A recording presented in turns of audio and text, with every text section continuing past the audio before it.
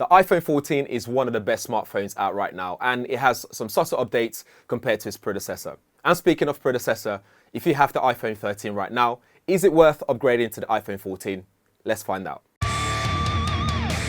The iPhone 13 and the iPhone 14 are similar in many ways. In fact, if it wasn't for the color differences, you would never be able to tell them apart. Both devices feature the same display size, 5G connectivity, and Apple's A15 Bionic chip, with slight differences.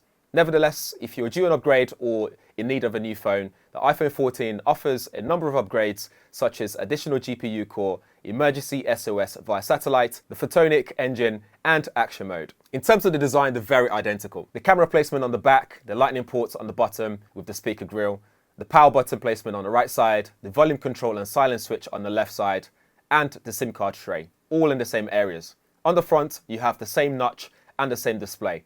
Both are made of glass and aluminium with glossy backs. The iPhone 14 has a ceramic shield on the front glass for added durability. But to be honest, both are prone to scratches, so do get a case to protect them. They're both IP68 rated, meaning you'll be okay if you get yourself in water with a maximum depth of 6 meters for up to 30 minutes.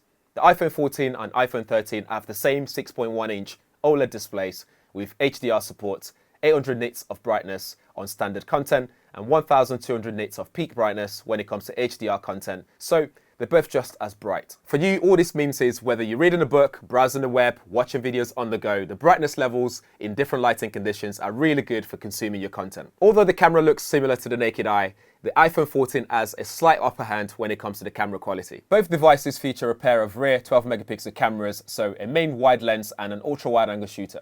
The only difference here is the iPhone 14's main camera has a larger pixel size at 1.9 microns, a faster f1.5 aperture, and a sensor shift image stabilization. All this means for you is on the iPhone 14, you get brighter and sharper images and better stabilization when it comes to shooting on the go with shaky hands. It also means night mode is brighter with the exposure now twice as fast. The iPhone 14 also comes with something called photonic engine, and this is a buzzword for the camera software which intelligently looks at your images and enhances them in the background so you don't even know it's happening.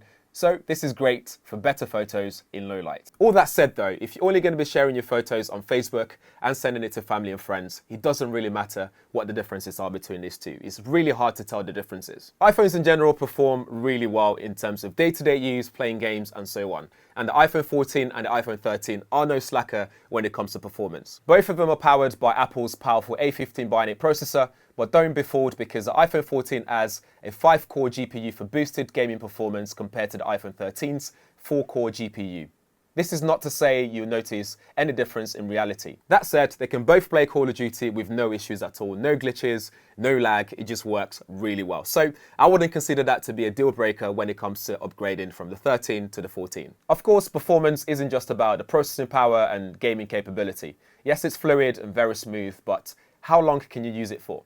On paper, the iPhone 14 should last up to 20 hours for video playback, 16 hours for streaming Netflix, for example, and 80 hours for audio playback. The iPhone 13, on the other hand, would do 19 hours of video playback, 15 hours of streaming videos, and 75 hours of audio playback. So technically, the iPhone 14 should last a bit longer. But in reality, it varies on your usage and it's very similar in overall performance, so no major advantage here. Elsewhere on the iPhone 14, you get SOS satellite communication. You also get crash detection in a car. But if you don't find yourself in remote locations where you need SOS satellite connection, that doesn't really matter. And most cars these days have emergency crash detection, so I wouldn't worry too much about that. So back to our question, should you upgrade from the iPhone 13 to the iPhone 14? Right now, I'd say the iPhone 13 offers a great value for money if you're coming from the iPhone 12. But if you have the iPhone 13 already and are considering moving to the iPhone 14, I'd hold on to your cash or get a refurbished one with a trade-in value where you can save some money and not pay the full whack for a brand new iPhone 14. The iPhone 14 doesn't offer enough upgrades over the iPhone 13 to fork out the full price for a brand new device